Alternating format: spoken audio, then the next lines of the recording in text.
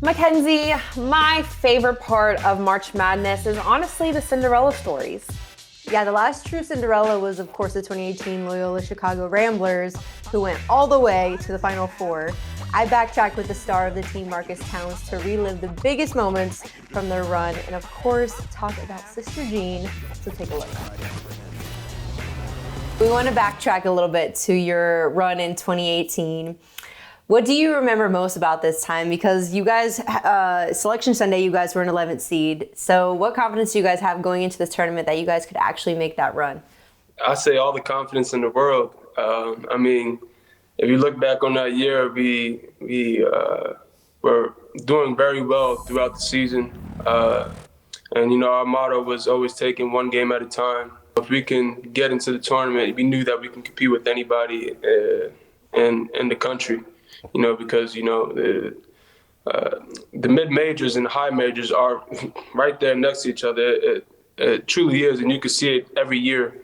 You know, there's always upsets happening, so we knew we had a very good team and a very good coaching staff who would help us, you know, try to get those wins. What kind of confidence did that Miami win give you guys? Just that first one can sometimes be the hardest, and you having the key pass on the game winner, how did that set the tone for the rest of the tourney? The Miami game was something I will never forget. I can remember everything so vividly. You know, us getting, people don't realize how crucial of a rebound Ben Richardson got at the end of the game with the last second shot. It was very close. The other team could have got it, but he had like hustled and got it right before it went out of bounds. He passed to me, and then I passed it to Dante. He hit the shot, and right there, I guess that we just knew, like in our heads, like, man, we could do this. We could do this every game, and it just kept going. You know, the next game, Tennessee, the next game, Nevada, the next game, Kansas State, and it just kept going and going. And, you know, we fell short against a very good Michigan team, but, you know, it was moments we'll never forget, and we're very happy that we were able to do that for the program. I think a lot of people do, of course, remember your magical run, but I don't think everybody remembers just how much of a nail-biter every single game was.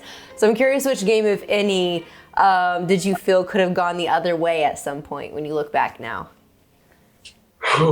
Yeah, almost every game besides the Kansas State and Michigan game, of course. But every game before, you know, the first 3 games were like decided by 1 or 2 points, and I think maybe the Tennessee game, I think we kind of let them get off to a hot start, and we were kind of surprised. You know, this is our first time playing the SEC team, and we were like, whoa, like, you know, the first four or 5 minutes of that game, you know, we kind of let it get ahead of us. But then, you know, our coach called a timeout and calmed us down and said, hey, it's fool's gold. He always likes to use this term, fool's gold, you know, like it's not what they're really like, you know, go out there and play a game. And that's what we did. And like the first 3 games, it came down to the last shot, and, you know, Clayton hit a spectacular shot, bounced on the rim and went in. We covered the Final Four Media Day, and we have pictures of Sister Jean and just the whole media room being packed to the brim. So I'm curious, since you guys were so close with her, how did she react to being a star of the Final Four, if not the star of Final Four? She loved it. She loved it. She was all happy. You know, she loved the attention. You know, she's never got anything like this before in her life, so she was loving it. She was having such a wonderful time, and it was always so happy to see a smile on her face every time you would see her. So it was very nice, and I'm glad that she got to experience that in her life. You know, it was very, very touching to see. We was there. She would always send us individual emails after every game to each player and told us what we did that was so good, and she was so happy for us. She'd be like, you did this, and that, and keep it up. You were so good against the other team, and I'm pretty sure she does the same thing now as well. So, yeah, I actually keep those emails. So I save them because they're going to be my memories for sure. Oh.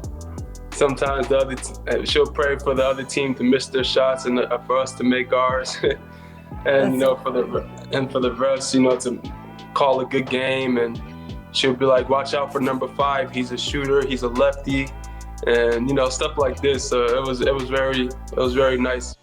Last question we have for you. So what does it take to be Cinderella, and what advice do you have to every underdog team in this tourney? Yeah, my advice is don't listen to the media. Don't listen to anybody. You have to have a tunnel-like vision. Distract all the outside sources and just focus on the team. And whether it's going through scouting, having a laser-like focus and shoot-arounds and paying attention to the details on the other team's plays, the out-of-bounds plays.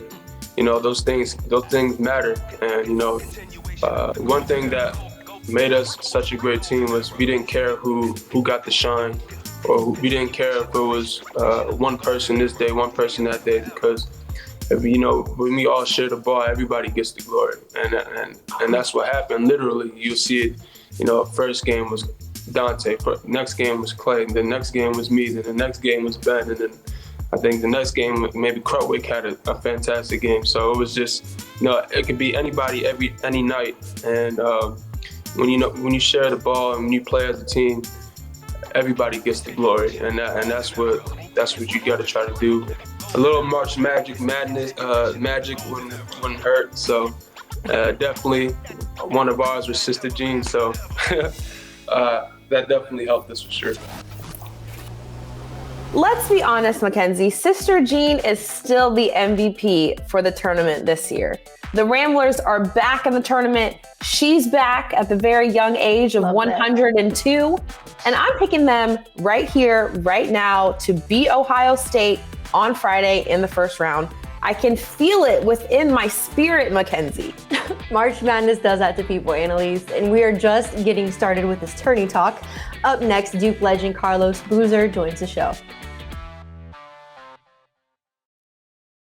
Hey sports fans, if you want to watch more sports seriously, be sure to check out these clips right here. And make sure you're subscribed to the channel to see all the great content from us here at USA Today Sports.